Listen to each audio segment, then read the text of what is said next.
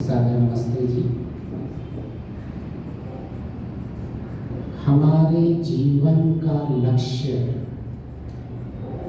अत्यंत दुखों से निवृत्ति और सुख की प्राप्ति। तो हम जब ये लक्ष्य कहते हैं तो ये लक्ष्य बहुत व्यापक है।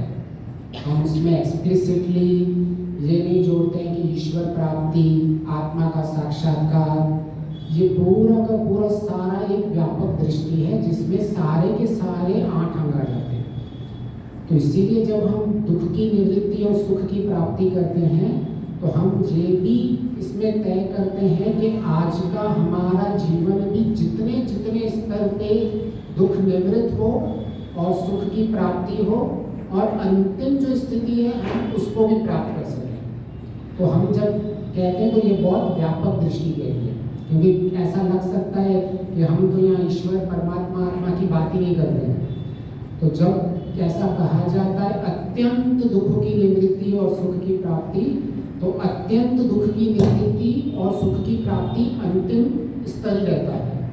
तो हमें ये स्पष्ट हो जाना चाहिए कि हमारी जर्नी भी कैसी होनी चाहिए, हमारी यात्रा भी सुखमय होनी चाहिए और लक्ष्य भी अंतिम दुख की निवृत्ति और सुख की प्राप्ति होनी चाहिए। अभी हम जितना भी चिंतन मनन अपना अध्ययन कर लें, सबका मूल जाके एक ही चीज पे रुकता है कि जब तक ज्ञान नहीं होगा, जब तक तत्व ज्ञान नहीं होगा, तब तक हमें दुखों की मुक्ति नहीं हो सकती।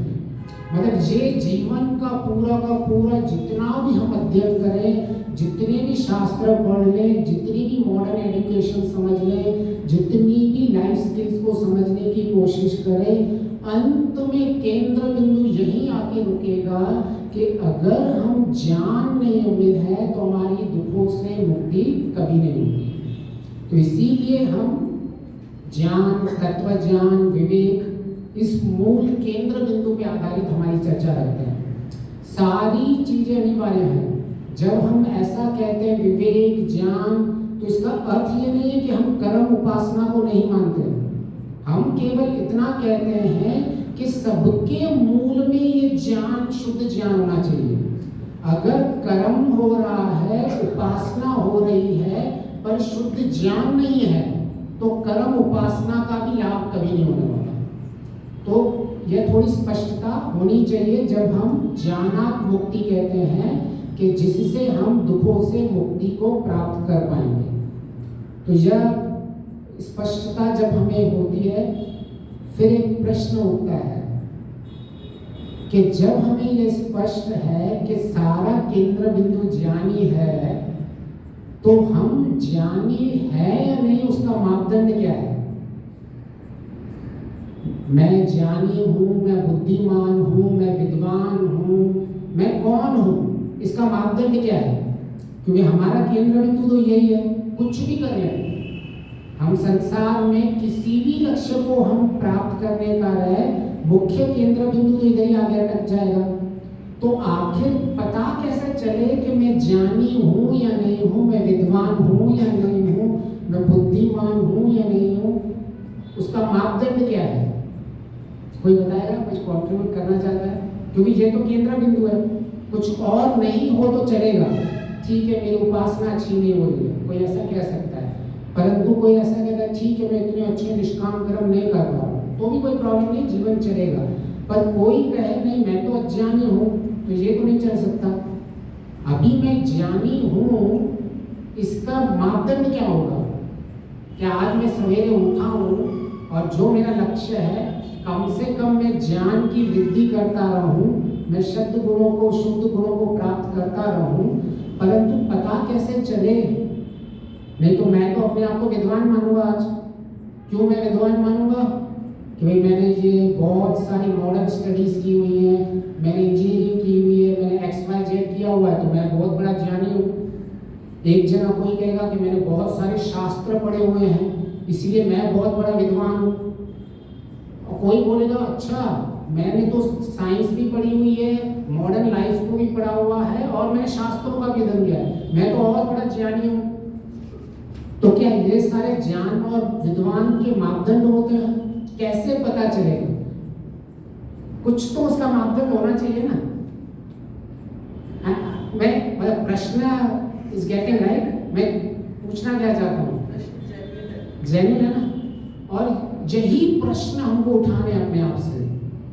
आज हम इस संसार के शोर शराबे में, इस संसार के नॉइज में इतने उलझे हुए हैं कि आज हमारे जो मूलभूत केंद्र बिंदु है, चलो भाई ईश्वर प्राप्ति ये सब किसी को समझ में आ रहा है नहीं आ रहा है वो सब बात की बात है, कम से कम ज्ञान जो केंद्र बिंदु है वह मैं ज्ञानी हूं या नहीं, मैं ये अपने आप का मेरे पे प्रश्न है।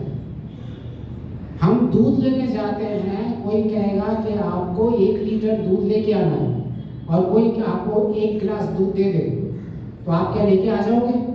बोलोगे नहीं, इसका मापदंड करके मेरे को बता कि तू वास्तव में माप के बता ये 1 लीटर है या नहीं है। तो इस तरह से जब हमें ये पता है कि ज्ञान ही मेरे सारा केंद्र बिंदु है, ज्ञान से ही मेरा सारा दुख जाने वाला है, तो मैं विद्वान हूं कि नहीं, मैं ज्ञानी हूं कि नहीं हूं, इसका उत्तर कैसे मिलेगा? उसका मापदंड क्या है? मन की स्थिरता। मन की स्थिरता, बहुत अच्छी बात है। मन की स्थिरता जी, तत्व ज्ञान। हाँ, तत्व ज्ञानी हूं या नहीं वो पता कैसे चलेगा? तत्व ज्ञान से पता लगेगा ना। मैं वही बोल रहा हूँ, उसका मापदंड क्या है? तत्व ज्ञान। उसका मापदंड क्या है? कैसे मैं मान लूं कि भाई मुझ में तत्व ज्ञान है, पंडित जी में तत्व ज्ञान है, माता जी में तत्व ज्ञान है, रवि में तत्व ज्ञान है, कैसे पता चले? वो प्रैक्टिकल करेगा जब पता लगेगा। प्रैक्टिकल वो करेगा तो उसके पास मापदंड तो होना चाहिए ना। हम प्रैक्टिकल होगा तो पता लगेगा। उस प्रैक्टिकल में क्या देखेगा वो? जैसे मैं प्रैक्टिकल में देखता हूँ 2 केमिकल मिलके ये कलर बनाते हैं, तो इसका मतलब यह है कि भाई मेरा वो प्रैक्टिकल सक्सेस है। ऐसे ही मैं तत्व ज्ञान की ओर बढ़ रहा हूँ, मैं विवेक की ओर बढ़ रहा हूँ और मुझे प्रैक्टिकल करना है। उस प्रैक्टिकल में मैं क्या देखूँ? शास्त्रार्थ से आपस में डिस्कशन, शास्त्रार्थ आपस में डिस्कशन करेंगे दोनों कि भाई मैं इस सत्य को जानता हूँ, तुम इस सत्य को जानते हो, दोनों में किसका वो भी डिसाइड। फिर शास्त्र का वो भी आएगा कि डिसाइड कौन करेगा, उसका प्रमाण क्या है? शंकराचार्य जी को बुला लेंगे। शंकर ये तो गया, ये तो बेड़ा पार शंकराचार्य आ गया। एष्णा है उसकी नहीं रहेगी। मुझे तो मुक्ति की एष्णा है, मुझे तो ईश्वर प्राप्ति की एष्णा है, मुझे तो ध्यान लगाने की एष्णाएं हैं। मुझे अगर कोई लक्ष्य नहीं है तो हम वही तो सोच रहे हैं कि भाई अभी मेरा लक्ष्य है ज्ञानी बनना, वो तो लक्ष्य पता चल गया। अब वो मैं ज्ञानी बन रहा हूँ या नहीं बन रहा हूँ वो कैसे पता चले?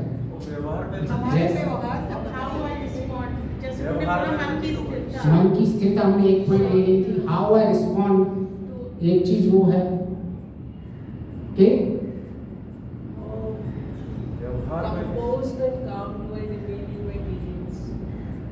कंपोस्ट एंड काम। तो हम धीरे धीरे आ रहे हैं उस चीज के ऊपर। तो यहाँ वेद का ज्ञान, वेद ईश्वर क्या कहता है उसको समझने की कोशिश करते हैं।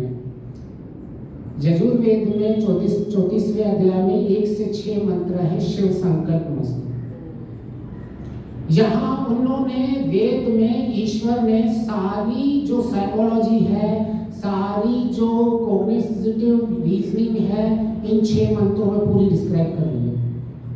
जितना भी आपको मन के बारे में सोचना है, जितना बुद्धि के बारे में समझ सकते हो, जितना भी आपको इस मॉडर्न वर्ल्ड में जितना ज्ञान है, उस ज्ञान को अगर कुछ मंत्रों में समझना है तो वो वहाँ 6 मंत्रों में दिया हुआ है।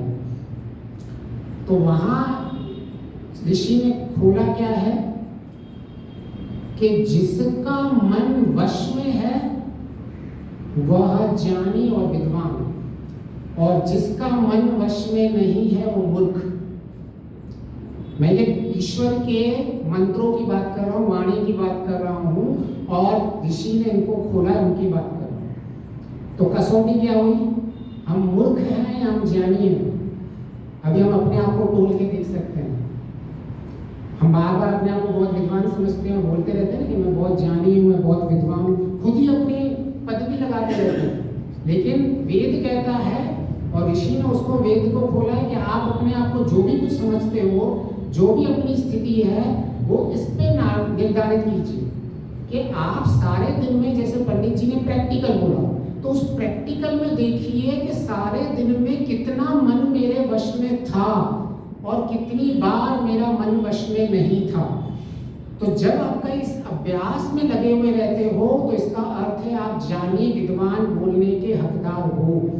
अगर आपका मन वश में नहीं है, चंचल रहता है, आपकी इसकी तरफ कोई दृष्टि ही नहीं बनती है, आपको पता ही नहीं चलता है कि जीवन में कि मैं क्या बोल रहा हूँ, कब बोल रहा हूँ, कितना बोलना चाहिए, तो क्या मेरे मन के अंदर विचलित स्थितियाँ बन रही हैं, कैसी स्थितियाँ बन रही हैं, मेरी इंद्रियाँ मेरे वश में है, मेरी कामनाएं मेरे वश में है, मेरी भावनाएं मेरे वश में है, इनका कोई हिसाब किताब नहीं है। और कितने भी मैं शास्त्र, कितनी भी डिग्रियों को प्राप्त कर लूँ, तो ऋषि की नजर में वो मूर्ख है।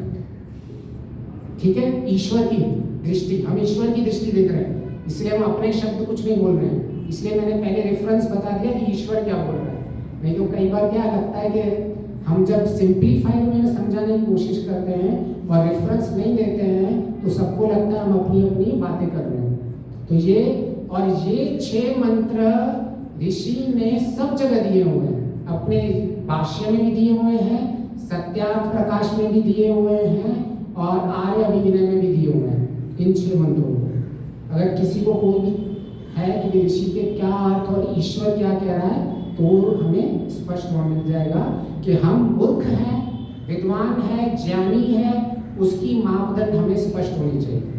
सो it is very easy to know now कि whether I am growing as a knowledgeable person और नॉट। शॉर्ट में मैं आर्य हूं या नहीं हूं, लिखते ना यहाँ के मैं लिखता हूं जैसे लकी आर्य, तो मैं आर्य हूं या नहीं, मुझ में आर्यता है या नहीं, वो मुझे तभी स्पष्ट होगी कि मैं वास्तविक में ज्ञान प्राप्ति में लगा हुआ हूँ, ईश्वर की गुणों की प्राप्ति में लगा हुआ हूँ।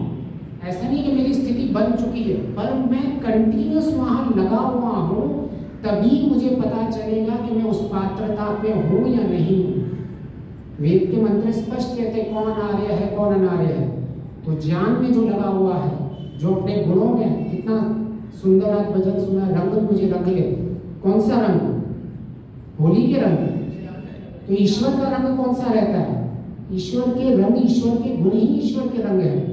क्या मैं दिन भर ईश्वर के रंग में रंगा हुआ हूँ, इसका अर्थ यही है। क्या मेरी ईश्वर के साथ समीपता है कि नहीं है, मैं ईश्वर के रंग से रंगा हुआ नहीं हूँ, मैं ईश्वर के गुणों को धारण कर रहा हूँ या नहीं हूँ, ईश्वर के ज्ञान, वेद का जो ज्ञान दिया हुआ है उसके अनुरूप चल रहा या नहीं चल रहा हूँ, यही ईश्वर के रंग में रंगना होता है।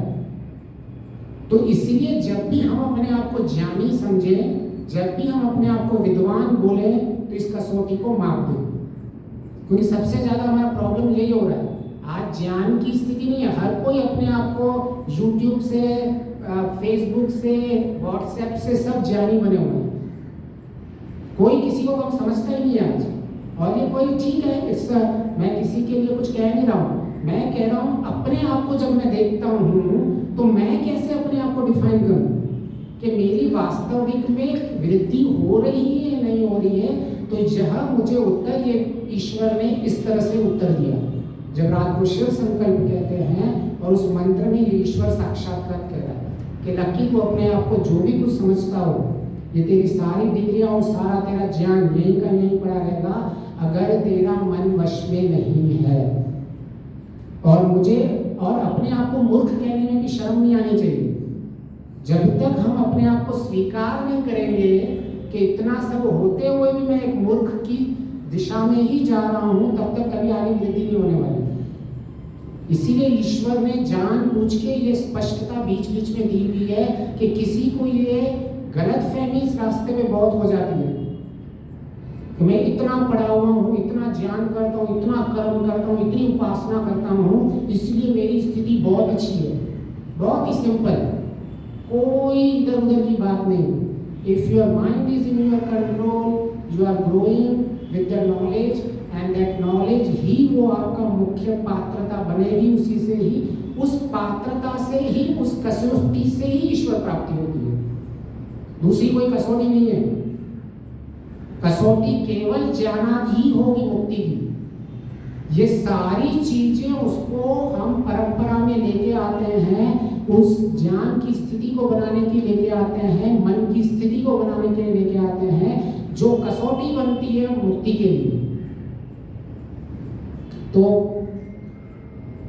अभी हम समझ गए, कभी हम अपने आप को विद्वान बोले या कभी ज्ञानी बोले, तो एक बार कभी अपने आप को फिर देख लेंगे इस प्रश्न से। फिर अभी मैं जीवन में सफल हो रहा या नहीं हो रहा हूं, यह कैसा पता चले? आज हम केवल प्रश्न ही रखेंगे अपने आप पे, और ये प्रश्न मैं जब आपसे पूछ रहा हूं, इसका अर्थ यह नहीं कि मैं आपके साथ बहुत कुछ जानता हूं। यह प्रश्न का केवल एक माध्यम बन रहे हैं कि हम जब भिन्न भिन्न संसार में जब खो जाते हैं, इस शोर शराबे में खो जाते हैं, तो सत्संग में आने का अर्थ यही होता है कि हम कुछ ऐसी चीजों के प्रश्न उठाएं जब हम दुनिया में होते हैं तो नहीं उठा पाते हैं, जहां उनसे बचने की कोशिश करते हैं। तो लेकिन हम यहाँ वहां से बचने की कोशिश नहीं करेंगे, हम उनका सामना करेंगे कि मैं कौन हूं। ज्ञान की परिभाषा यह नहीं है कि मैं आपको कितना जानता हूं, मैं आपको कितना जानता हूं। ज्ञान की वास्तविक परिभाषा में अपने आप को कितना जानता हूं। तत्व ज्ञान यहाँ है कि मैं अपनी, मेरी स्थिति क्या है, मैं ज्ञानी हूं या नहीं हूं, मैं सफल हो रहा हूं या नहीं हो रहा हूं, वो कैसे पता चले? तो हम कैसे पता चले कि हम जीवन में सफल हो रहे हैं या नहीं हो रहे हैं, उसकी कसौटी क्या है? हाँ जी, तत्व ज्ञान, ठीक है। तो तत्व ज्ञान तो मैं हम सब बच्चा ही बोल रहा है कि आज मैं तत्व ज्ञानी यूट्यूब से देख के। हमको अभी प्रैक्टिकली देखना है कि मैं पता कैसे चले, हमको चाहिए तत्व ज्ञान। लेकिन वो वही तो प्रश्न आता है कि मैं सफल हूँ या नहीं हूँ, मैं तत्व ज्ञानी हूँ या नहीं हूँ, इन सबको कैसे कनेक्ट किया जाए? ठीक है, ठीक है, दोनों पर्यायवाची शब्द है। हाँ, ठीक है, व्यवहार में उसको देखना है कि ये भी एक ही बात है। तो आज पंडित जी हवन कर रहे हैं, तो वो सफल हुआ है या नहीं, वो कैसे पता चलता है? यहाँ रोहिणी मैडम जी अपना काम कर रही है डे टू डे में, अपने बच्चे का बर्थडे बना रही है, घर में खाना बना रही है, सब कुछ कर रही है, तो वो सफल है या नहीं है, कैसे आप उसको क्राइटेरिया करते हो? मैं ऑफिस का काम कर रहा हूँ, सवेरे मीटिंग्स में जा रहा हूँ, प्रोग्रामिंग कर रहा हूँ, डिजाइनिंग कर रहा हूँ, ये सब क्या सफलता है?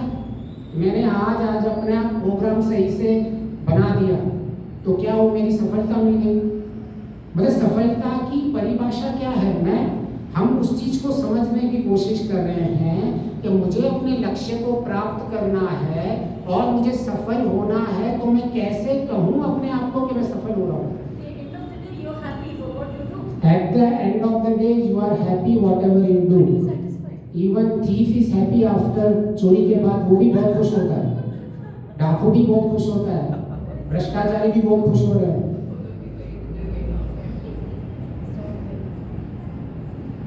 But anyhow, you are going in that direction. It is good. We are just मैं इसीलिए मैं बोलता हूँ, मैं ज्ञानी नहीं हूँ, हम सब मिलके एक प्रश्न का उत्तर खोज रहे हैं। इससे क्या होगा, हम उससे जुड़ेंगे। हाँ, तो इससे क्या होगा, हम जुड़ रहे हैं उस रियल चीज के साथ। यहाँ एक जना नहीं है कि भाई कोई बहुत बड़ा विद्वान आके खड़ा हो, हम सब एक जैसे हैं। हम केवल चिंतन मनन सब एक साथ करके इस स्थिति तक पहुंचना चाहते हैं, जिनमें हमने पिछली बार भी ऐसा ही किया, बहुत सारी स्थितियों कलेक्टिवली पहुंचे। कोई एक जना आपके ऐसा नहीं, आप जनों की बहुत अच्छी स्थितियां आपने अपनी अपनी बताई हुई है, एंड मैं एक्चुअली आपसे बहुत कुछ सीखा भी हूँ। तो when you give answers, we all are aligned to the common goal. तो मैं किसी सफलता तक पहुंच रहा या नहीं पहुंच रहा हूँ, वो कैसे पता चल गए? या चलो सफलता की परिभाषा क्या है? कैसे डिफाइन करोगे कि मैं सफल हूँ जीवन में? या एप्रिसिएशन ऑफ समबडी एल्स। अभी मैं वेद का मंत्र बोल रहा हूँ और वेद की बातें बता रहा हूँ और कोई आके ऐसे भी कह रहा है कि ये तो आपका शत्रु है, तो मुझे तो उसका एप्रिसिएशन मिला नहीं, तो मैं वो तो अभी निकाल नहीं सकता। कोई ऐसा कह सकता है ना कि ये तो आपका शत्रु है, देखो इसने आपकी ईश्वर की बात ही नहीं की, मैं तो जनरल नॉर्मल बात करता रहता हूँ। नहीं, जब तक ईश्वर की बात नहीं हो, ईश्वर की प्राप्ति की बात नहीं, तो लोग आपको भटका रहे हैं, तो वहां मुझे एप्रिसिएशन तो नहीं मिला। So at least outside it is not there, somebody will define me. हाँ जी, जब आपने कोई डिसीजन लिया है, कोई संयम करने का आपने सोचा है, फिर अपने व्यवहार में how far and I am successful in implementing it in my personal behaviour, कि कितना मैंने उसको किया है, अपने पे खुद ही जज करना, खुद ही जज करना। हाँ, और देखना कि मैंने जो किया है वो कितना मैंने इम्प्लीमेंट किया हुआ है। बहुत अच्छी बात है कि भाई मेरी सफलता क्या है वास्तव में। क्या मेरी सफलता यह थी कि मैं इंजीनियर बनूं? क्या मेरी सफलता यह थी कि मैं पंडित बनूं? क्या मेरी सफलता यह थी कि मैं वेदों का ज्ञानी बनूं? या मेरी सफलता थी मैं साइंटिस्ट बनूं? सफलता की परिभाषा जब देखेंगे तो सफलता की परिभाषा रखेंगे क्या? तो सफलता की परिभाषा वही है जो मैं आंतरिक बनना चाहता हूं, वह बन रहा हूं या नहीं बन रहा हूं। लेकिन सफलता को नॉर्मली हम इस तरह से देखते हैं कि मैंने जो प्राप्त किया या नहीं किया उसको हम सफलता से जोड़ लेते हैं। सफलता वो नहीं है कि जो मैंने प्राप्त किया, सफलता वो है जो मैं बन रहा हूं। इसके सिंप्लीफायर और कर दूं कि भाई जीवन में मुझे अगर कोई काम करना है, अभी वो काम करते समय मेरे पास दो ऑप्शन है कि मैं उस कार्य को विचलित स्थिति में करूं या धैर्य युक्त करूं। अभी मैंने वो कार्य कर दिया लेकिन मैं बहुत विचलित था, मैं बहुत क्रोधित था, मैं फ्रस्ट्रेटेड था, इरिटेट था, तो अभी मैंने बाहर से तो पा ली ना चीज कि मैंने वो काम करना था, उसको मैंने पा लिया। मुझे कुछ लेके जाना था, मुझे कहीं पहुंचना था, कुछ लेके आना था, मैं वहां पहुंच गया और लेके भी आया। और मैं बोलूंगा कि मेरे को वहाँ 1 घंटे में मुझे इडली सांभर लेके आनी थी, मैं एमजी रोड से लेके आ गया, मैंने प्राप्त कर ली। परंतु जितनी ट्रैफिक में था मैं फ्रस्ट्रेटेड गया और फ्रस्ट्रेटेड ही आया। मुझे वो इडली वाले के ऊपर फ्रस्ट्रेशन, भाई तुमने देरी क्यों कर दी।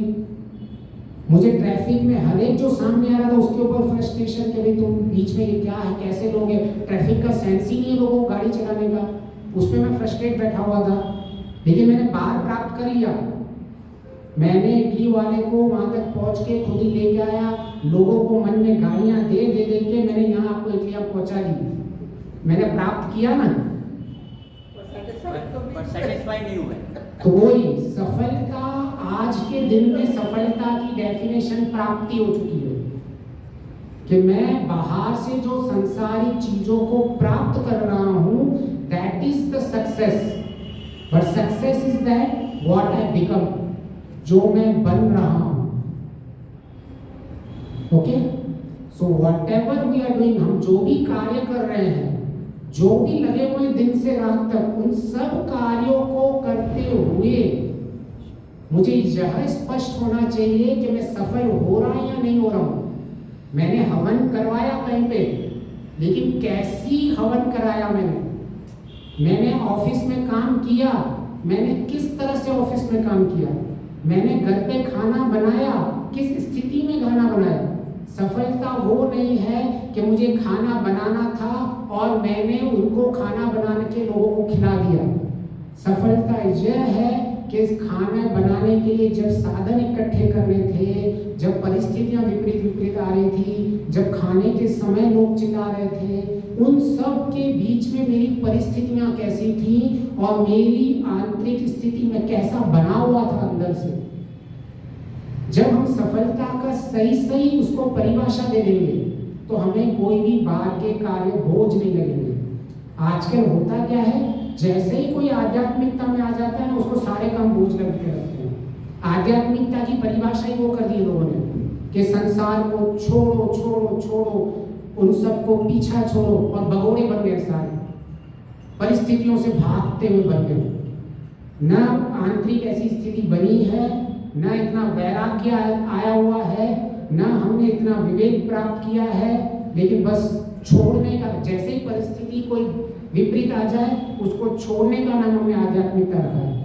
उसके छोड़ने का नाम आध्यात्मिकता नहीं होता है। उस परिस्थिति का सामना करके मन की स्थिति बना के रखना, अंतःकरण को शुद्ध बनाए रखना, ईश्वर के द्वारा केवल एक ही कसौटी है। ईश्वर को कभी ऐसे आपको नहीं लिखा कि आपने ध्यान 6 घंटे लगाने वाले को मैं अपना साक्षात्कार करूंगा, मैं परोपकार करने वालों को इतना अपना साक्षात्कार करवाऊंगा। उसकी एक ही कसौटी है कि जिसका अंतःकरण शुद्ध होगा वही उसको प्राप्त कर सकता है। और अंतःकरण शुद्ध बनने से होता है कि मैं क्या धैर्यवान बन रहा हूँ, धैर्य युक्त हूँ, मैं काम हूँ, क्या मेरी मानसिक स्थिति ऐसी है, क्या मैं नियंत्रित हूँ। बस कुछ बाहर और कुछ काम ही नहीं करना है, ये आप अंदर करते जाओगे, आपकी बाहर की स्थितियां भी अच्छी होती जाएंगी। इसीलिए ऋषि दयानंद जी ने गायत्री मंत्र का जब क्या है तो ये क्या कहते हैं, इस लोक में भी सुख और परलोक में भी सुख। ईश्वर का वेद का मंत्र ऋषि ऐसा कह रहे हैं कि आपकी स्थिति बाहर सुख में कब होगी कि आप जितने जितने आंतरिक शुद्ध होते जाएंगे, आंतरिक बनते जाओगे, आपको बाहर कोई टेंशन लेना ही नहीं है, बस अंदर ही अंदर। आज सारी हमारी दृष्टि बाहर है। ज्ञान और तत्व ज्ञान में ये बहुत बड़ा अंतर है। कोई मुझसे पूछता है ज्ञान और तत्व ज्ञान, मैं सामने वाले को बहुत कुछ जानता हूँ, मैं सब्सटेंसेस को बहुत कुछ जानता हूँ, मैं मटेरियल को बहुत कुछ जानता हूँ। लोग उसको ज्ञान की परिभाषा में रखते हैं। तत्व ज्ञान होता है मैं अपने आप को कितना जानता हूँ, मेरी आंतरिक स्थिति क्या है, मेरा मन कब विचलित हो रहा है, मेरी इंद्रियां कितनी नियंत्रण में है, मेरा मन कितना वश में है। इसको तत्व ज्ञान की ओर कहना कहते हैं। जब आंतरिक जर्नी स्टार्ट होती है तभी तत्व ज्ञान की स्टोरी है। आज तो 2 लोग जब बैठते हैं तो केवल उनको यही चीज डिस्कशन के लिए मिलते हैं। हमारे घर में कभी भी कोई बाहर से आता है, कहीं भी किसी पे भी आता है, तो जब भी कोई ऐसी कोई बात स्टार्ट करता है मैं तुरंत रोक देता हूँ, क्योंकि बहुत बड़े बड़े लोग आते हैं और बातें मतलब दुनिया बदलने की करते हैं। तो मैं बोलूँ ठीक है, वो ऐसा है, वो ऐसा है, वो ऐसा है, पर मैं कैसा हूँ, जिस दिन ये ऐसा हो जाएगा जीवन बदल हो जाएगा। एक सेंटेंस आपका जीवन बदल जाएगा जब आपको सिर्फ इतना है कि मेरी सफलता कुछ पाने में नहीं, मेरी सफलता बनने में है। जब मैं बन जाऊंगा तो जो प्राप्त करना है वो अपने आप ही प्राप्त हो जाएगा। और वैसे ही आप चाहो तो ईश्वर को प्राप्त भी नहीं कर सकते हो।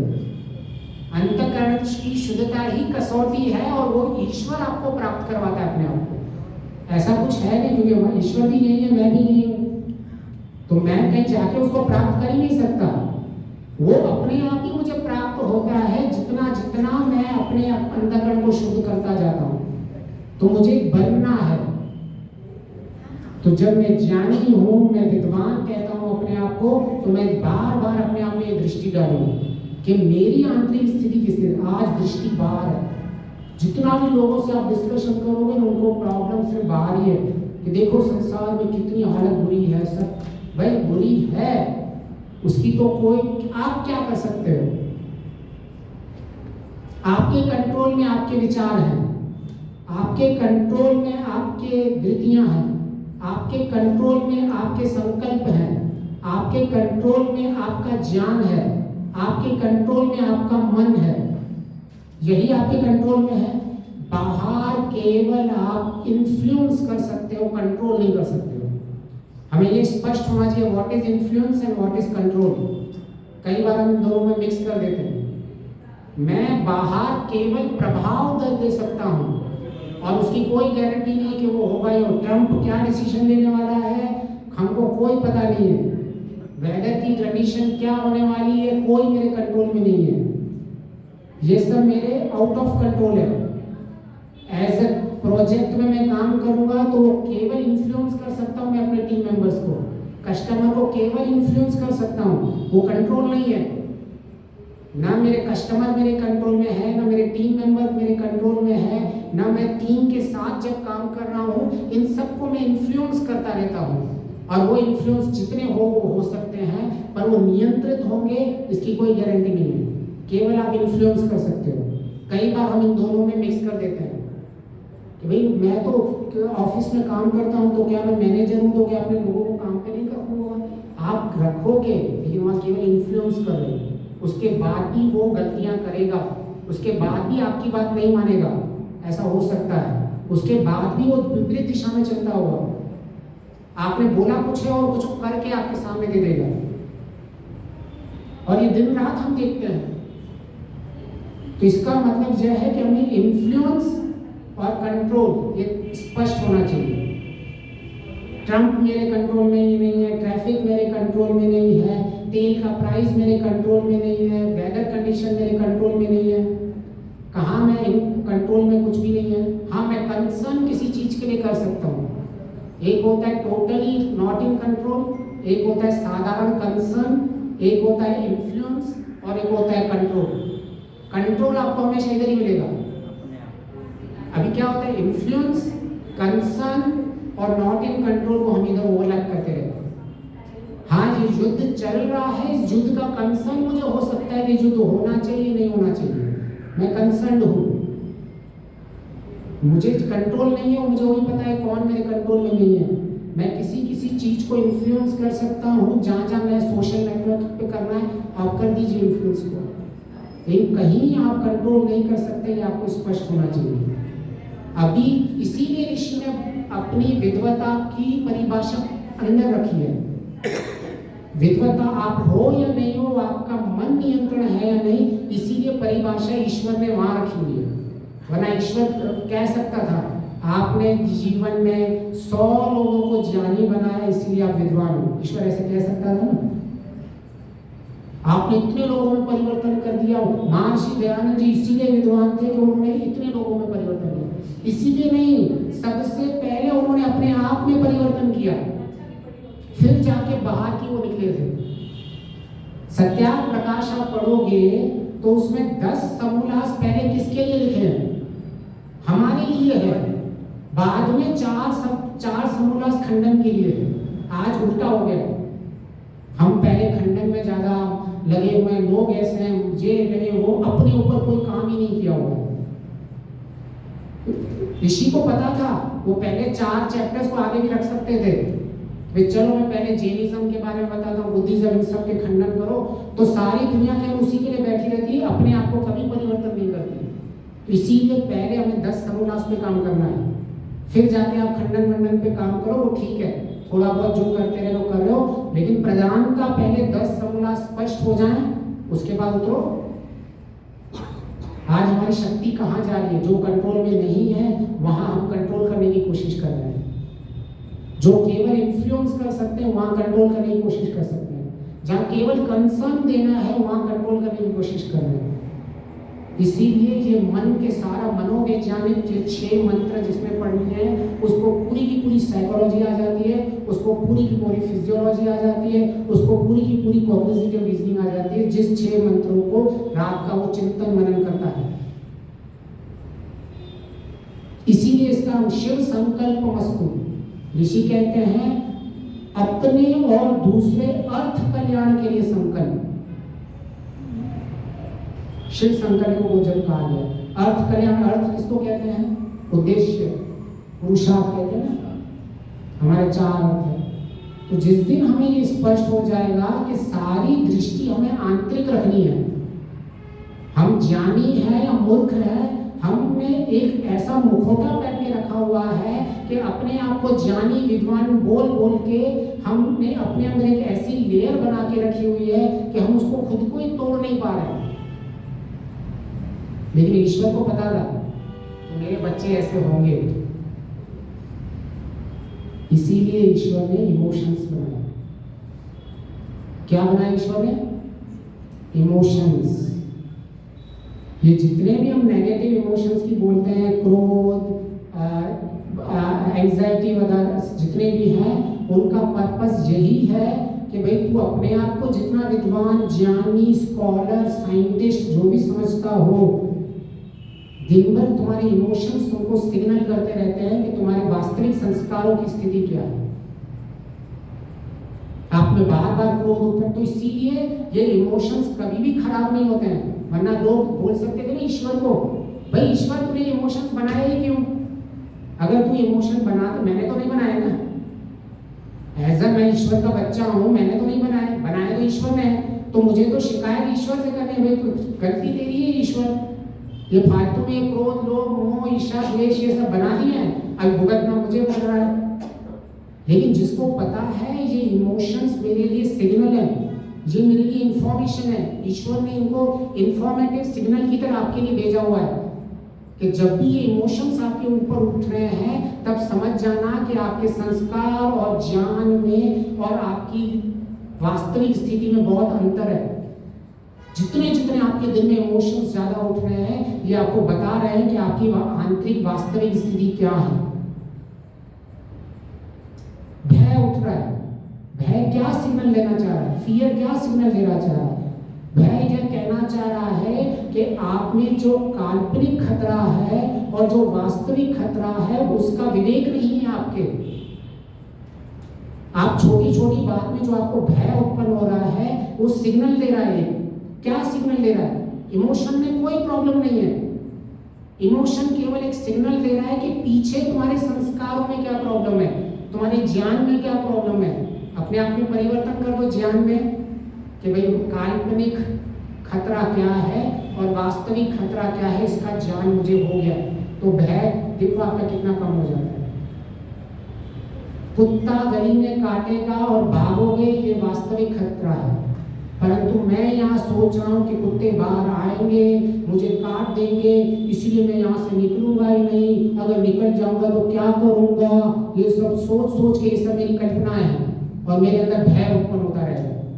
इसको एंग्जाइटी कहते हैं, जो वास्तविक में खतरा होता नहीं है परंतु हम उसको समझने की कोशिश करते हैं। तो ये जो इमोशन फियर का उठ रहा है, ईश्वर ने कोई प्रॉब्लम नहीं की इस फियर को उठने के लिए। ईश्वर ने व्यवस्था बना के रखी है कि आपके अंदर जो अज्ञान है वो पता कैसे चलेगा, क्योंकि विद्वानों को, ज्ञानी जो अपने आप को शब्द ज्ञानी मान के बैठे हुए हैं, वो बेचारे जब अंत में जाएंगे ईश्वर के पास तो वो भी शिकायत कर लेंगे, भाई ठीक है मैं तो अपने आप को विद्वान मानता था, मैं तो अपने आप को ज्ञानी मानता था, लेकिन मैं तो तेरा बच्चा था, तुझे मुझे बताना नहीं चाहिए ईश्वर, समझ, इतनी भी आपने मेरे पे कृपा नहीं की। तो ईश्वर बोलेगा मैं दिन भर तेरे को वही सिग्नल देता रहा था, तू अपने मन की स्थिति देख, मन की चंचलता देख, मन को कंट्रोल कितना वो देखता रहे, ये सारे मेरे सिग्नल थे। तू क्या कर रहा था? उन सिग्नलों से लड़ रहा था बैठकर। इमोशंस से लड़ाई जाता ही नहीं है, इमोशंस को फेस किया जाता है, इमोशंस को फील किया जाता है, फिर इस इमोशन से फ्री हुआ जाता है। Face, feel and free. जब ये ज्ञान तत्व जाना जाता है और जब ये दिखे कि आपके मेरे अंदर इमोशंस उत्पन्न हो रहे हैं तो उससे भागना नहीं है, उनको फेस करो। वो बेचारे बोल रहे हैं मुझे एक्नॉलेज करो, लेकिन हम क्या करते हैं, जैसे उदास हो जाते हैं ना तो मोबाइल देखने लग जाएंगे, चली गई उदासी। जिस पे काम करना था, उदास क्यों हुए थे, हमको कुछ लॉस लग रहा था, वास्तविक में वो लॉस था या नहीं था, अब हमने मोबाइल देखना स्टार्ट कर दिया और हम थोड़ी देर खुश हो गए, और ये इमोशंस छोड़ेगा नहीं आपको। ईश्वर की इतनी ब्यूटीफुल व्यवस्था है, इतनी ग्रेट व्यवस्था है, जब तक आप अपने आप में अज्ञान का परिवर्तन नहीं करोगे, ये बेचारा सिग्नल की व्यवस्था करके रखिए। देखो ईश्वर की व्यवस्था, हम इमोशंस को गालियां देते रहते हैं, कैसे नेगेटिव इमोशंस हैं, कैसी चीजें हैं, क्या ईश्वर ने बनाया हुआ है। जब इन वेद के मंत्रों के तरह मनोवैज्ञानिक स्थितियों को समझोगे, साइकोलॉजी समझोगे, इन सबको क्या है वेद कहना चाहता है, तो जीवन परिवर्तन हो जाएगा। एक शब्द से आपका जीवन परिवर्तन हो जाएगा कि क्या आखिर शिव संकल्प वस्तु में कहना चाहते हैं ईश्वर। कितनी बेसिक चीजें बताई गई हैं, कितनी बेसिक साइकोलॉजी की चीजें बताई गई है कि मैं ज्ञानी हूं या नहीं हूं, ज्ञान से ही मेरे जीवन में दुख जा आने वाले हैं, कम से कम भाई मेरे उसको चेक कर। तो जिन लोगों में ज्ञान का अज्ञान है, फिर से बोलूं, जिन लोगों को लगता है मैं बहुत ज्ञानी हूं, इसके लिए ये ईश्वर की तरफ से मापदंड दिया हुआ है। क्योंकि प्रॉब्लम क्या है, ईश्वर ऐसे ज्ञानों के लिए और चिंतित रहता है, क्योंकि जो चिंतित का वर्ड नहीं है, केयर टेकिंग है। ईश्वर ऐसे लोगों की बहुत केयर टेकिंग करता है, क्योंकि जो अज्ञानी है उसको भीतर वो पता है मुझे कुछ परिवर्तन करना है, लेकिन जो शब्द ज्ञानी होगा, जो ज्ञान को मान के चुका है कि मैं बहुत बड़ा विद्वान हूँ, उसके अंदर परिवर्तन का कुछ बचता ही नहीं है। वो क्या परिवर्तन करेगा? वो तो समझ रहा है मैं बहुत कुछ जानता हूँ, वो इमोशंस ही नहीं समझ पा रहा है। तो इसीलिए ईश्वर ने ये सारी व्यवस्था रखी है कि आप नॉर्मल इंसान हो या बड़े इंसान हो, बस मापदंड आप ही रख दीजिए। कोई आपकी कोई क्राइटेरिया इंपॉर्टेंट नहीं है, बाहर की क्राइटेरिया, आंतरिक क्राइटेरिया ही इंपॉर्टेंट है। आपकी मन की स्थिति उसी डिसाइड करता है कि आप ज्ञानी हो या मूर्ख हो। ऋषि यूज कर रहे हैं विद्वान और मूर्ख की भिन्नता, ऋषि ने यूज किया विद्वान और मूर्ख शब्द। तो ये मतलब ये मेरा बनाया हुआ शब्द नहीं है, आप सब लोग देख सकते हैं। फिर कहा है जो इस मन को जीता वो सिद्धि को प्राप्त होता है, जो मन से हारा वो असिद्धि को प्राप्त करता है। सिद्धि क्या है? हमारी सफलता, कि मैं सक्सेसफुल हूं या नहीं हूं, वो डिसाइड करेगा कि मेरी आंतरिक मैं कैसे बना हुआ हूं। आपने दिन भर में 10 कार्य किए, दिन में 5 कार्य किए, 20 परोपकार किए, 50 परोपकार किए, 6 घंटा उपासना की, उससे ज्यादा उन सबके पीछे मन की स्थिति क्या थी? मन में कितना शुद्ध ज्ञान बढ़ा। ऋषि कहते हैं ना, भर्गो देवस्य धीमहि, शुद्ध ज्ञान को धारण करूं। फिर शुद्ध ज्ञान की परिभाषा की है, निरुपद्रव, सारे निर्गुण निर्दोष, ये सारे। क्या मेरे अंदर निरुपद्रवता है? सबसे पहले तो ना मैं शुद्ध विज्ञानी बन पा रहा हूँ, ना मैं शुद्ध ज्ञानी बन पा रहा हूँ। अब मैं किस कसौटी में अपने आप को बोलूं कि मेरी वास्तविक स्थिति मैं बहुत बड़ा ज्ञानी बन चुका हूँ। तो ईश्वर जब ऐसे आंखें खोलता है ना, तो अच्छे अच्छों के अभिमान टूट जाते हैं। ईश्वर, मैं तो केवल एक माध्यम बन रहा हूं, ईश्वर की वाणी है। जितना बड़ा बड़ा हम सोचते हैं अपने बारे में, अपनी जो हमने एक अपनी छवि बना के रखी है, तो हम अपने आप को चेक करें। बहुत सिंपल है, ईश्वर ने मापदंड दिए हुए हैं, उनका प्रयोग करें। ज्ञान से ही हमारे दुखों से मुक्ति होने वाली है। फिर जब ज्ञान युक्त कर्म और ज्ञान युक्त उपासना करते हैं, तो ये हमारे सहायक बनते हैं सब अंतःकरण शुद्ध को बनाने के लिए। जब हमारा अंतःकरण शुद्ध की पात्रता बन जाती है, तो ईश्वर की भी प्राप्ति हो जाती है। सबका बहुत बहुत धन्यवाद। सागर नमस्ते जी।